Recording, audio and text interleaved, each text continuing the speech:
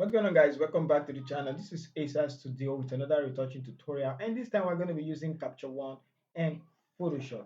So I've edited this photo in Photoshop, but I just want to point out a few steps we miss in Photoshop and how easy it is to achieve that step in Capture One. And that step is color correction. So we're going to be correcting the skin color or the skin tones with Capture One, and then we're going to go back to Capture One or Photoshop and then do some more other edits. Now for me to do that, I'm going to create a layer, a new empty layer, and I'm going to select just with the magic tool brush. I'm going to select just the skin tones alone or where I want to correct. But in this case, let's see. I'm going to select the darker part, and for you to see where you selected, you can hit M on the keyboard and you're going to see the place selected. This step is actually very easy in Capture One. So I've selected those range, and one thing you can do, let me select this as well. Okay, so one thing you can do is to make the skin tones uniform. All right, you can make, let's just select everything and see. Let's select everything. All right, so now we've selected everything. I'm going to hit M to hide it, and then I'm going to go to the color editor. Under the color editor, pick this sampler tool, and I'm going to select this part.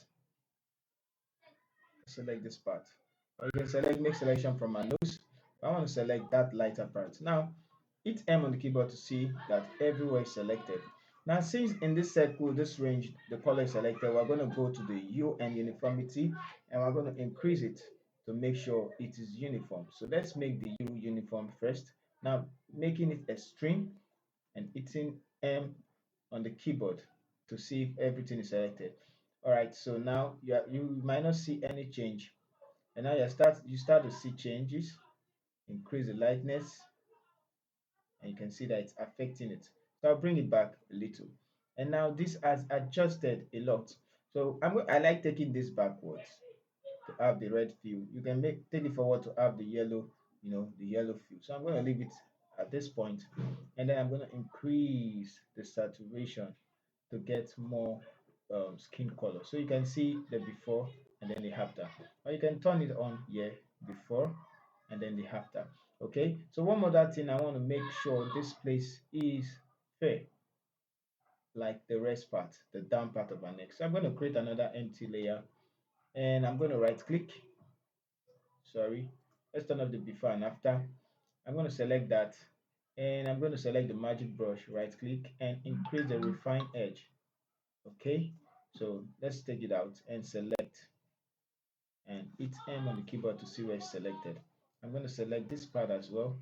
Okay, so now that we have that, let's go ahead and we're going to go to the, let's close the color editor. I need where we have the white balance and the adjustment, exposure, yeah, exposure and eye dynamic. So now this place we need to brighten it up. We need to brighten it up to match the lightness of this one. So let's see where we're going to increase. Let's increase the shadows. And as we increase the shadows, it's brightening the shadows up. You can also bring up the blacks. So take note, I'm not actually touching the brightness. I'm just messing around with the shadows and the black.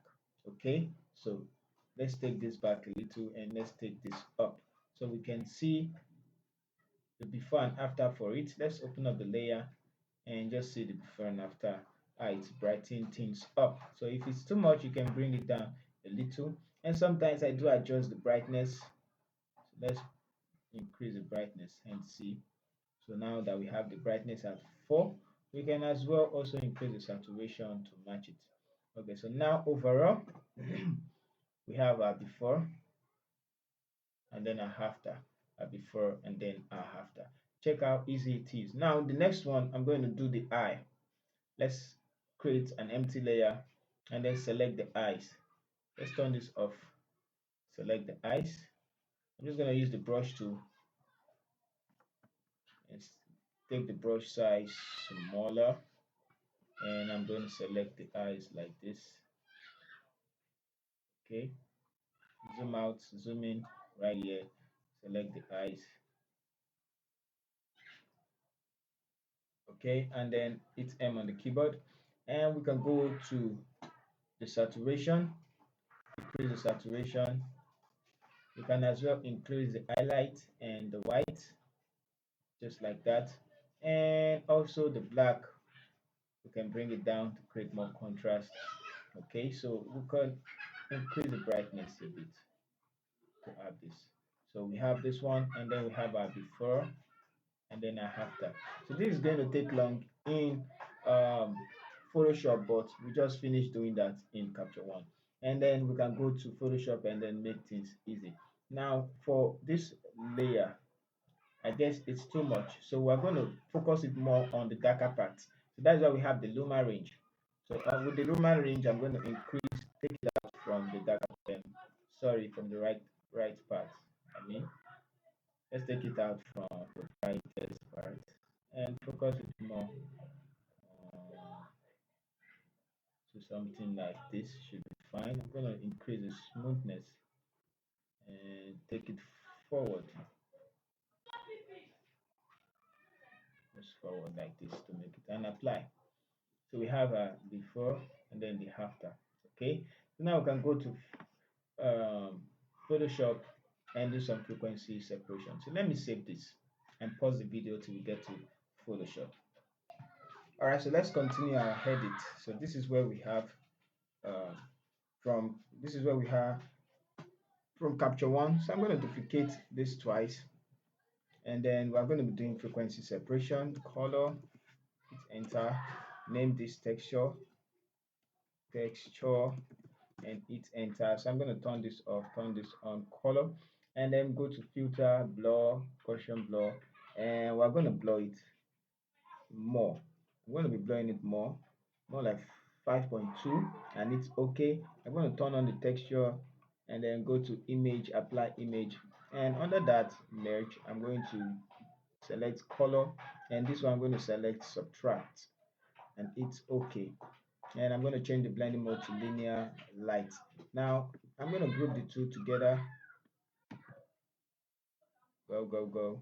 Group the two together, and these are frequency separation. For the color layer, I'm going to use a mixer tool brush, and then I'm going to let me turn this on. So I'll get back to you when I'm done with the frequency separation.